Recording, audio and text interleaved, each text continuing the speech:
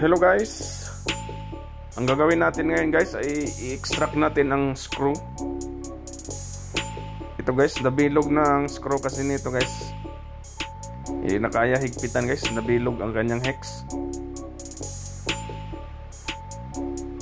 Kasi maluwag na ang arm guys, hindi na kaya higpitan kasi nabilog ang screw, yung ulo ng screw.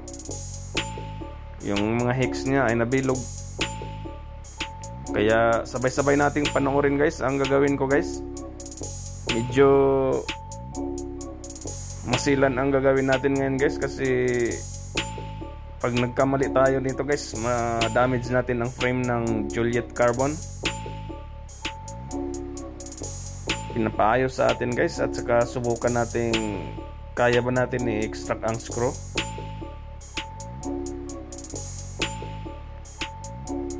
Yan guys, kinabit ko na ang drill na gagamitin natin.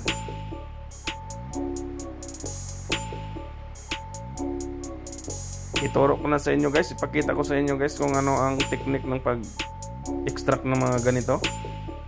Kinakailangan lang guys ang talagang sobrang ingat sa paggawa nito guys, para hindi natin ma-damage ang frame ng kahit anong ex-metal. Lalong lalo pa ito guys, carbon guys. Ayan na guys, ikinabit na natin sa ating prototype na vise. Ganyan lang guys ang pagdiskarte nito guys. Kahit anong anggulo guys, pwede sa vise na ito. At saka rubber po ang nag-clamp niyan guys, kaya walang kaba. Ayan guys, hinahanap natin ang sentro ng screw para doon tayo magsimulang mag-drill. Ano pala guys, ang una natin ginawa ngayon ay gumamit tayo ng left hand na carbide drill bit para kusang lalabas ang screw. Ayan na sentro na siya guys. Unang attempt natin guys. Para sa kaalaman ng lahat guys, ang screw na to guys ay isang stainless. Hindi ako nagkakamali, stainless to na matigas guys, 17-4. Medyo may katigasan talaga ang screw na to guys. Usually guys, pag ginamitan ko siya ng left hand na barina, naikot siya palabas agad guys, sabay siya sa ikot ng drill. Kaya medyo nag-alala ako nito guys, kasi sobrang tigas talaga guys, hindi talaga siya umikot palabas. Kaya ginamitan ko na naman ng malaking carbide drill bit guys. Yan guys, panoorin nyo.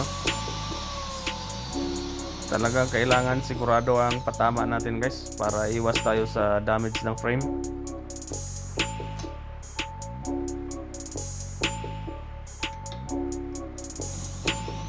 Sa oras na ito guys, ayaw pa rin siyang lumabas. Kaya patuloy natin siyang binabarina. Marami pa naman tayong option guys, paano to tanggalin guys. Kaya ginamit ko muna ang pinaka-common na pamaraan kung paano siya i-extract. Kailangan guys, mahaba yung pasensya sa paggawa nito. Ayan, nilagyan natin ng W40 guys, para hindi ma-overheat yung screw, kasi napaka-init nito guys. Tingnan nyo guys, umuusok siya. Kasi stainless to guys, madali siyang uminit. Kailangan guys, ingat-ingat na kayo guys. Kailangan nasa gitna talaga ang pagbutas guys, kasi baka ma-damage nyo ang screw ng frame natin. So matagal na to guys ginawa natin. Ngayon lang natin na-rebuild ang sekreto guys kung paano to gagawin.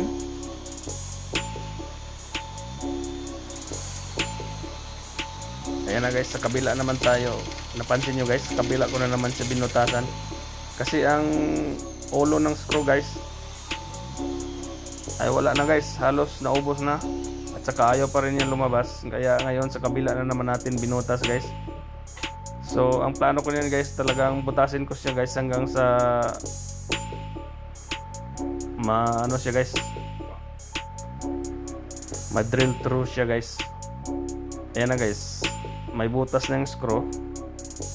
Ginamitan natin ng easy out guys. Ayun, lumabas na yung screw guys. Ayun, basta pag hindi siya lalabas guys nung unan yung attempt, ano nyo guys, ibutas nyo na hanggang sa madrill through siya guys. Ayan na yung napakalit na screw guys. Oh, kung napansin nyo guys, talagang nabutas siya gitnang gitna.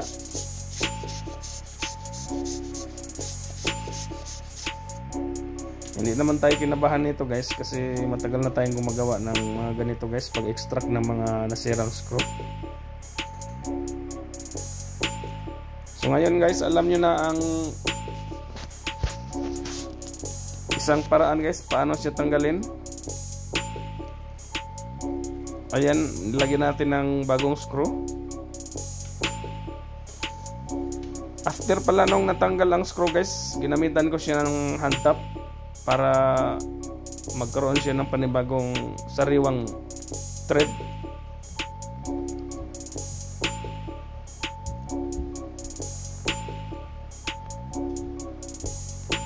Ito talaga ang pinaka masila na ano guys, lalong lalo na pag ang frame ay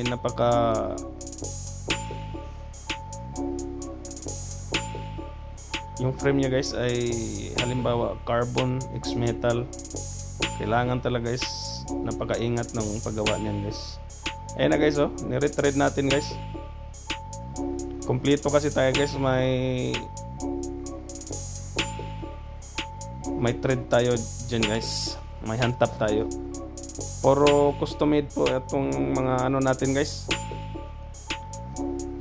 mga equipments natin.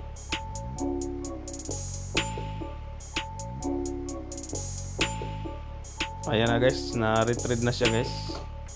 Sariwa na ulit yung screw ng ating Juliet frame. Ayan na, may sariwang thread na siya. Sa actual yan guys, napakaliit yan guys. Akala nyo malaki yan guys, napakaliit lang ng ano niya, butas. Almost 1 mm yan guys. Yan, ilagyan na natin ng sariwang screw, brand new.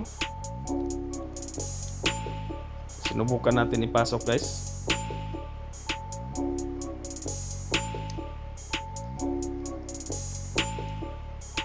Ayan na guys, mukhang successful na ang ginawa natin.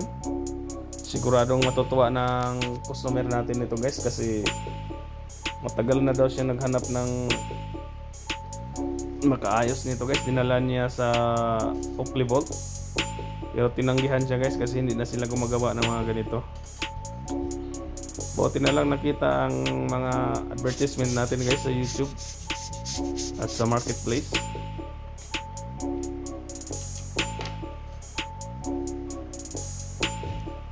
Ayan na guys, tapos na rin natin ang pag-extract ng nasirang screw ng ating Juliet Carbon.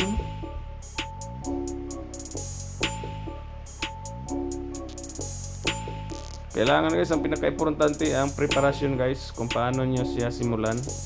Kailangan sigurado para iwas damage sa frame. Ayan na guys, yung na-extract natin na screw guys, yung damage screw, napakaliit yan guys. Matindi yan guys, ay napakatigas niyang stainless na yan guys. Kailangan ng hindi kaya siya ng high speed steel na barina. Ang ginamit ko lang dyan guys ay carbide drill. Ayun, walang imposible talaga guys pag gamitan ng utak guys, hindi yung padalos-dalos guys. Tamang strategiya patience at saka utak guys. Yan na guys, salamat sa inyong panonood. Ngayon may idea na kayo guys kung paano tanggalin yung mga nasira yung screw. Pwede nyo subukan guys pag may mga tamang gamit kayo guys. Pag hindi kayo sigurado guys, padala nyo yan sa akin. Maraming salamat.